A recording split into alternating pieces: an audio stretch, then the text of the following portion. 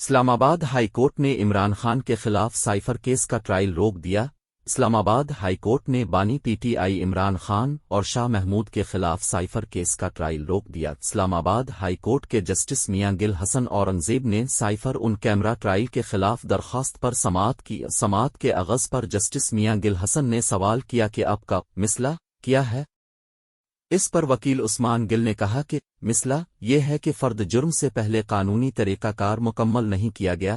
جج نے جس نوٹیفیکیشن کا حوالہ دیا وہ 1 دسمبر کا ہے اور سائفر ٹرائل روزانہ کی بنیاد پر چل رہا ہے۔ دوران سماعت عمران خان کے وکیل نے سائفر ٹرائل پر حکم امتناع کی استدعا کی، جسے عدالت نے مسترد کرتے ہوئے کہا کہ پہلے نوٹس ہوں گے۔ عدالت نے سائفر کیس میں فرد جرم عائد کرنے کے خلاف درخواست پر وفاق کو نوٹس جاری کر دیا اور عمران خان کے وکیل کو ہدایت کی کہ آئندہ سماعت پر سائفر ٹرائل سے متعلق تمام ضروری دستاویزات جمع کرائیں۔ دوران سماعت